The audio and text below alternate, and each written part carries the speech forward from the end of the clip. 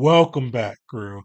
Today we are diving into Draw Steel, the newly named MCDM RPG that's on the horizon, with their latest playtest that's been made available to the Patreon crew and eventually be made open to the backers as well. They get to dive into the system. So this is our second time getting to play Draw Steel. We actually got to try the first playtest that came out in December of last year, and today we're going to kind of take a quick look at some of the things that are different about it and highlight some of the things we like, some of the things we're interested in hearing more about. So, to kick it off, one of the biggest changes is how the dice resolution system works. Now, before we go into that, I still want to call out a couple of the core pieces that are still there. It is still automatically assumed that you hit. Rather though than kind of rolling and seeing what the damage was from your dice, or determining the damage from the dice that you roll, the system is now baked into a three-tier success system. And that's going to be determined by rolling 2d10 and adding your modifier, wherever that may be for the particular roll. And then each of your abilities now is going to have three tiers. And usually those tiers are going to determine what your damage is.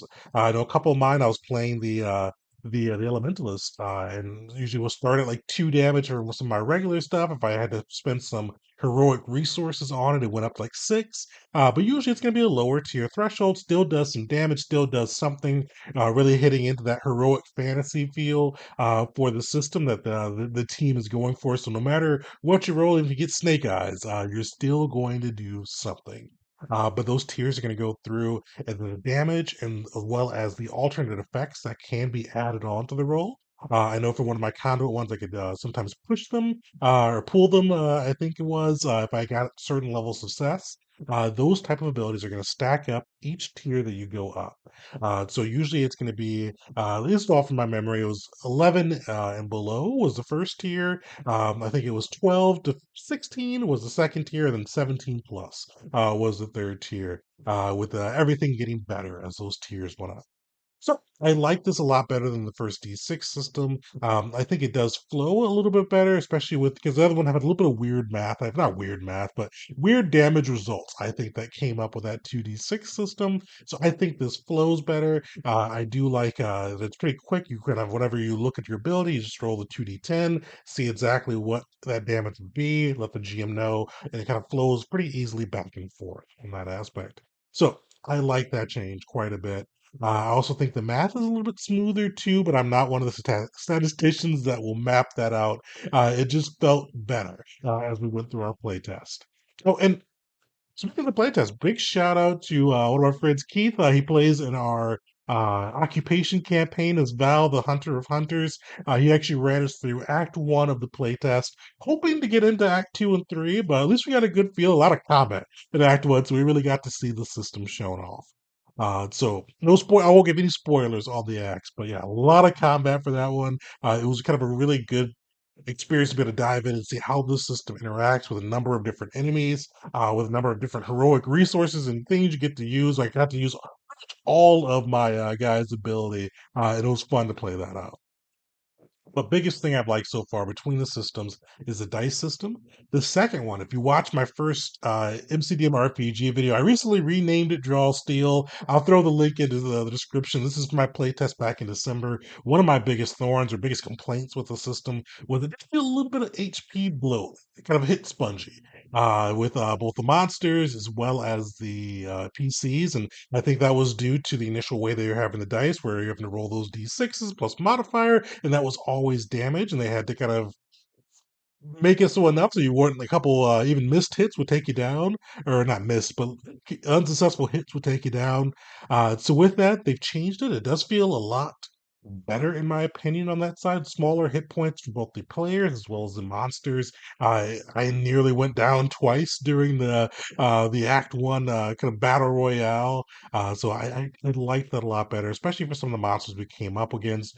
We did some. I don't think we had a true boss, but we did have a lot of lieutenants, minions, minion pools all throughout there, and it felt dynamic. It felt like they were hitting the four goalposts that they've set with their heroic tactical fantasy and cinematic too. So I like that. I like that they reduced hit spawn because that was really it started to feel like a drag in the first one, and this did not feel like that at all. Even with the session in which we played pretty much I think 3 hours of straight combat. So that was really good to see. And kind of going along with kind of some of their benchmarks they put in, a lot of the changes do feel like it helps that tactical side a bit more. They still have their cool victory point system.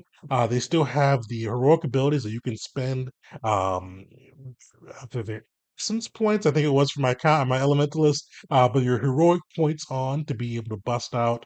The elementals had some really cool stuff they could do with the area of effect stuff and mine was the fire ones. You can just really kind of start chucking out fire and burning things down. Uh, well, yeah, I think that all flows really well into the tackle outlook. Everybody had reactions they could spend to aid their party, but I did think it flowed a little bit better than the last playtest where it felt like everybody had a reaction they could always use each turn. This time we only had three party members. We had the rogue, I forgot the name with the MCDM RPG, as well as the conduit. And it felt like we could each kind of bust out our reactions in pivotal moments, but it didn't feel like we were spamming it every 5 seconds. So the rounds were able to quickly get through. We were able to quickly bust out our moves. Each of us were able to do something I think really cool most of those turns, especially when we could stack some essence points up. And I think it allowed each class to shine and each player to have some fun moments. So I'm really happy with that. So I think it's nailed the tactical aspect of it. And I'll be kind of curious to see kind of what they do going forward from the playtest to kind of flesh out some of the other aspects as well. Um, one of those two, and I'll say this as well, especially compared to the last playtest, there's a lot more move variety. So they did kind of simplify or condense some of the things, but the options you have on your turn is really broad, in depth, and surprising for a level one character. If you showed me my character sheet and asked me what level out of guessed, I would probably would have said level 3 or 4, knowing it's a 10, like kind of a 1 through 10 system. There's just so many cool things you can do even at the gate. So I like that aspect of this. And one of the things they wanted to go for is you're starting off as accomplished heroes, and I think these updates, these abilities, and things you have access to reflect that. So unfortunately, we didn't get a chance to dive into the skill system too much, as an Act One was pretty much combat. But kind of reading through it, I do like some of what they've done to skill system. I do think they've got a lot of skills. One of the things I'm going to be doing going forward is building a character. So stay tuned. It'll probably be either this weekend or next week, and we'll build one using Draw Steel. I kind of want to see how that skill system feels when you're building out your own PC to reflect a certain vision. But they do have a ton of skills, and I'm hoping as we get into Act Two and Three, which the crew's committed to doing, so we'll get the chance to check those out. Going along with that, one of the things I will say for this system, and I think that's a fair piece for it, because tactical is one of their core pillars. This could be one that's intimidating to a little bit to new players, because the sheet that I looked at it felt like a level 3 or 4 characters. There's a lot of cool things you can do, but it is a lot you can do. There's like 2 pages front and back with all the different cool stuff that your character can bring to bear in an encounter. And I know for some that could be overwhelming and a lot of reading and can make them feel analysis by paralysis or paralysis by analysis, however that goes. So I know that could be a flaw to certain people. It's one of those that could be a rose or a thorn, depending on which angle of the RPG you come from. I love tactical gameplay. I love having a lot of options, both as a game master for my PCs, as especially as a PC, getting to put my player hat on. But I know some that could be one of those things that it just feels like it's a little bit too much for them to progress through.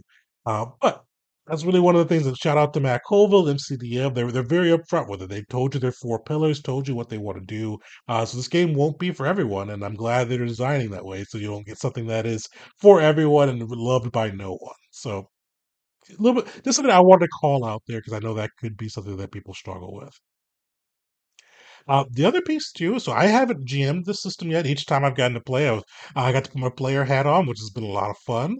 I did ask Keith, our GM, for this one, some of the thoughts he had on that side.